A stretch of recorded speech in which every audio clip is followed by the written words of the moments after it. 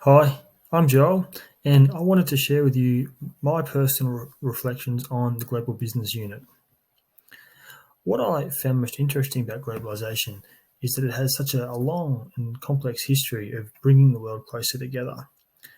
The world is now more interconnected than it has ever been before, since it is joined together through the manufacturing and the buying and selling of goods.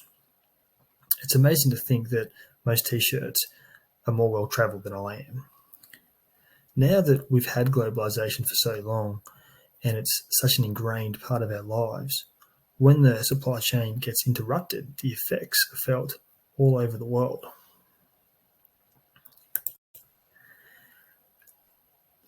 Globalization has many positive and negative aspects, which are driving a lot of debate in today's society. The positives I see include that developing countries are given the opportunity to gain employment and to elevate themselves out of poverty.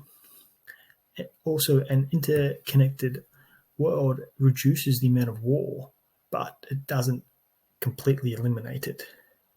There is increased cultural awareness, and the system overall is profitable. It's why it was developed.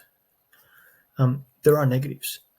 Some of the negatives are that it eliminates domestic production capacity in some countries, particularly the Western countries. There's a loss of culture as the world seems to merge into one, and the system has also been proven to be prone to exposed to disruption. Some countries are losing control of their policies, and sovereign nations are subject to the business cycle.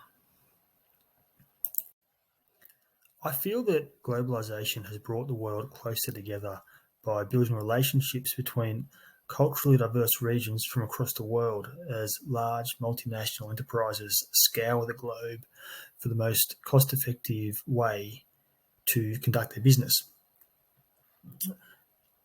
There have been several recent events that have interrupted the global trade that have had a drastic effects.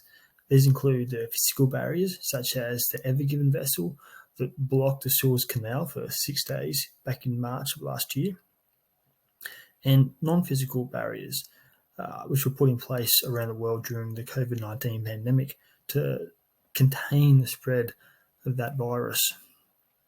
Regardless of the nature of the barrier, these interruptions have had wide-ranging ramifications as everyone around the world is affected when the goods cannot get from the producer to the consumer. Multinational enterprises seem to be learning that the supply chain is like a real chain, and it's only as strong as its weakest link. Large Western countries are starting to take some responsibility for all of the links in their chains. This is not full responsibility, but it's a few checks and balances to ensure that the facilities where their goods and services are manufactured are made safe to work in and are not going to collapse, which could kill people and interrupt the production.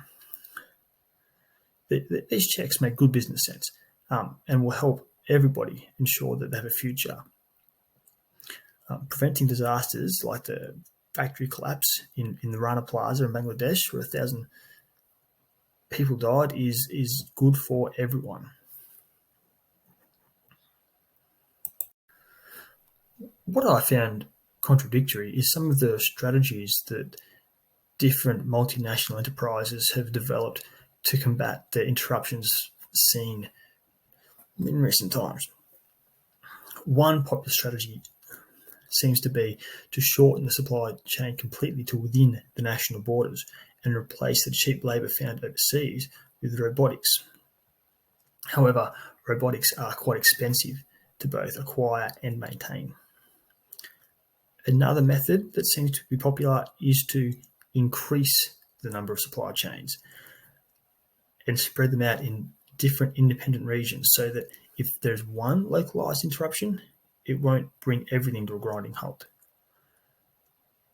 This will not protect from situations and global shutdowns like we saw during the COVID-19.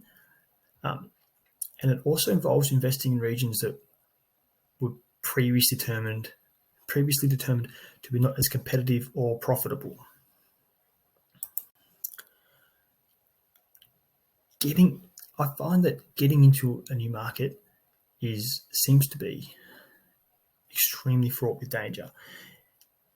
It's very important to carefully weigh up all the positive and negative elements of each country to carefully select the right country that best suits what you're trying to achieve.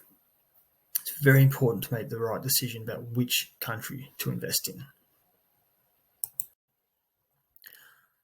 I think I would like to know more about the historical nature of globalization and how it has changed over time. I think this would provide some context to what we are seeing in the world today. By learning how the older civilizations like the Egyptians and Romans, the Greeks, Chinese and British dealt with similar issues that they faced and how they resolved it. All in all, I've thoroughly enjoyed this unit and I've learned so much about the way the world works. I think it will provide a lot of value in my future career. Thank you very much for your time.